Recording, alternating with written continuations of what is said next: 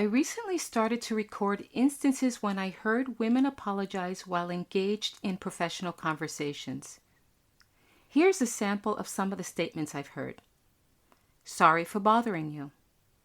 I'm sorry, but I don't agree. I'm sorry to break this to you. The list of apologies I heard is not limited to these. I also heard women leaders apologize for promoting themselves, being passionate about their beliefs, their body image, showing emotion, and even their life choices. There's nothing wrong with apologizing when it's warranted. Genuine apologies are essential for building trust and maintaining healthy relationships.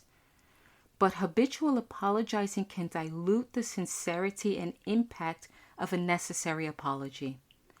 It can also be dangerous because it has the potential to weaken your self-belief.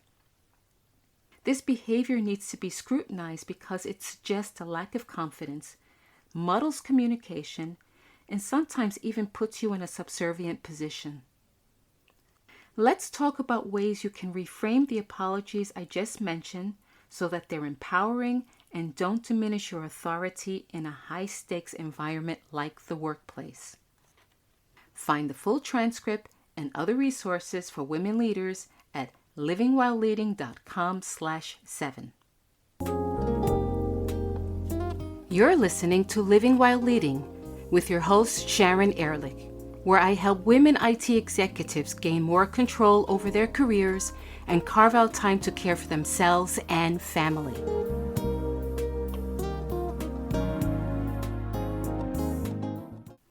The way you communicate in professional settings has its origin in deep-rooted stereotypes. You've done it, and I've done it. You begin your sentence by saying, "Sorry for asking, but..." This small, seemingly innocent word carries more weight than you can imagine. The word sorry has the power to erode your authority and make you appear less confident. But why is it that you tend to over-apologize anyway, especially compared to your male counterparts? The main reasons are social conditioning. From a young age, girls are often conditioned to be polite, accommodating, and non-confrontational. Nurturing relationships and maintaining harmony is encouraged and comes at a cost of minimizing their voice and opinions.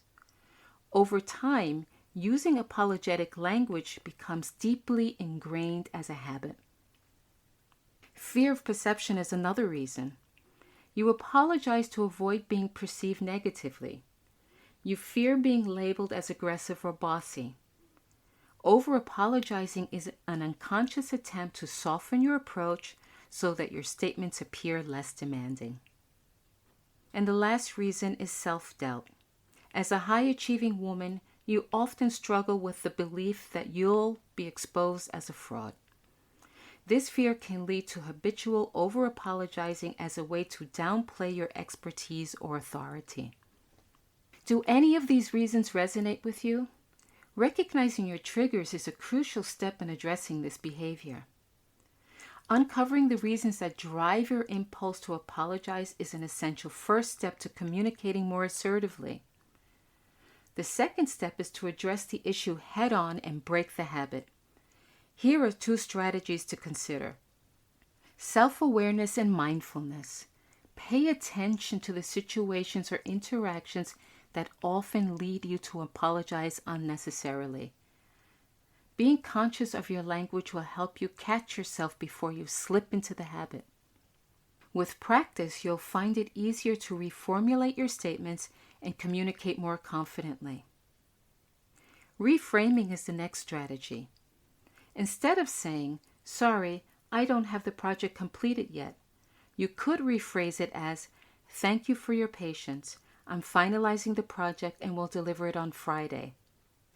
This not only removes the apology, but also positions you as being in control and owning the situation. Remember the apologies I mentioned earlier in the podcast? Let's revisit them. Each of the sentences can be reframed for a more self-assured communication.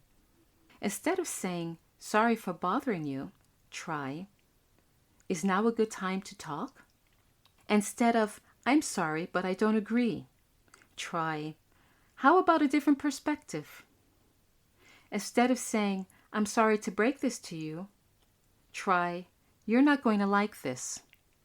Naturally, there are dozens of ways to reframe these statements. The intention is to speak in a way that authentically reinforces your authority. It's vital to understand that constantly saying sorry doesn't serve you. It diminishes your authority, chips away at your confidence, and dilutes your message. Assertive communication is about expressing your needs, beliefs, and feelings in an open, honest, and respectful way that preserves your dignity. I know you fear that reducing your apologetic language will make you appear less likable. However, the opposite is true. People respect and trust leaders who communicate with clarity and confidence. Reducing unnecessary apologies isn't just about changing your communication pattern, it's about shifting your mindset. This is about recognizing and embracing your worth, expertise, and rightful place in the room. You don't need permission to assert yourself. Be confident and communicate in a way that reaffirms your authority. Drop the sorry and stand in your power. Remember, you are the solution to claiming what's important to you.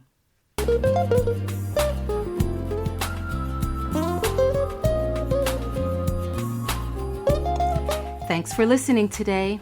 This is your time. Give yourself permission to reclaim what's important to you and be who you want to be. If you're getting value from this podcast, please subscribe, share it, or write a review.